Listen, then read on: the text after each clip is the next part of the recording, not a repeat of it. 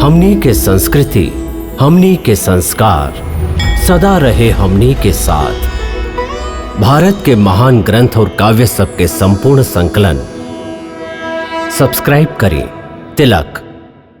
एगो सारथी के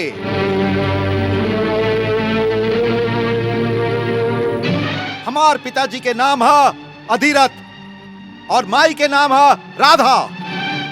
ऐसे हमार मित्र लोग राधे कह के भी बुलावेलन और हम के यह दोनों के बेटा होके पर गर्व बा।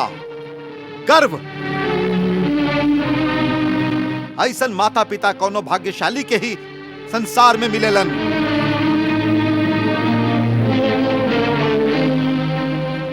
बाबा बाबा हमके आशीर्वाद दो, हमके आशीर्वाद दो कि हम युद्ध में अपना शत्रु के सिर काट के आपके चरण में रख दी, जे मैं फिर कोनो मुंह से आपके खातिर ऐसा अपमानजनक शब्द ना निकल सके। अर्जुन उठावा धनुष। तो के सारथी सूत पुत्र और अंग देश के राजा कर्ण युद्ध के खातिर ललकारता।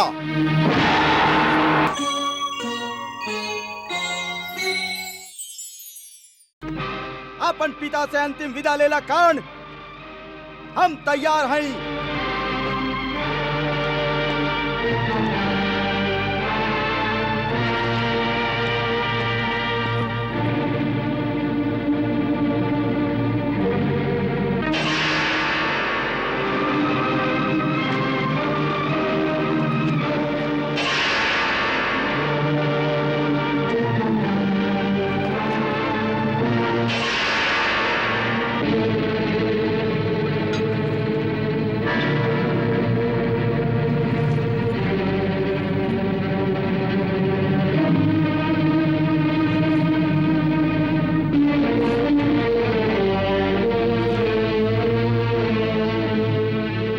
सूर्यास्त हो गई है अर्जुन,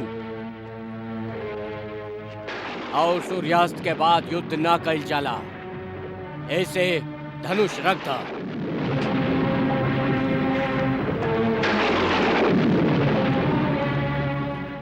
ओह रात हम सुत ना सकली। भीम के शब्द बार बार हमार कान में कांटा के तरह चुभत रहे।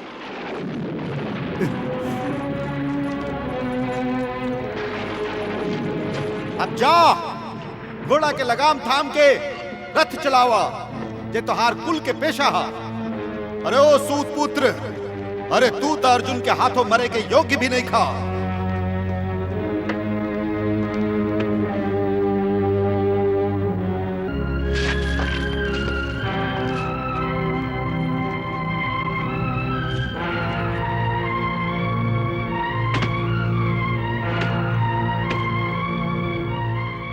बाबा बतावा तो हार असली दुख ये है ना कि काहे तू एगो सूत के घर बोला बोला बोला यह दुख है ना तोहरा के। तो जा जा, आज हम तोहके ए आंतरिक दुख से ई कह के मुक्ति दिलावत हई कि तू सूत पुत्र नहीं खा, तू सूत पुत्र नहीं खा, तू सूत पुत्र नहीं खा, तू सूत पुत्र नहीं खा। बाबा, हाँ तू सूत पुत्र नहीं खा। बाबा हमार दुख मिटावे खातिर ऐसा मत कहीं बाबा। झूठ मत बोली। हम जे कहानी ना हूं झूठ है न तो के खुश करे खातिर कहानी, बल्कि ऐसे कहानी कि जे तू कहला कि साहज के छुपावल एगो पाप है, तो हमार आत्मा से एगो आवाज आइल कि हम इतना बरिस तक ए सत्य के तो से छुपा के पाप करत आइल हई। पाप एगो संतानहीन मनुष्य के एगो लइका खातिर जे लालसा होखेला, उहे लालसा के मारे हम आज तक तो के आपन करेजा से लगौले रहली, आपन करेजा से लगौले रहली।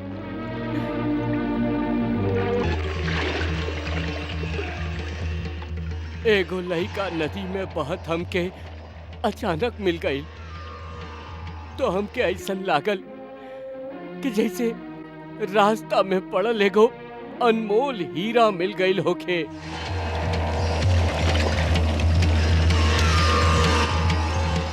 ओकरा छुपा के हम अपन घरे ले आईली, और ए डर से भी कि कहीं ओकर मालिक आके ओकरा वापस न ले जास। हमार जीव इतना बरिस ए साज के छुपैले रखलस।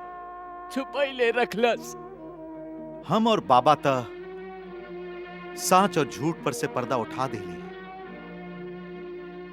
बाकी वो पर्दा के बाहर हमके कुछ दिखाई ना देत रहे।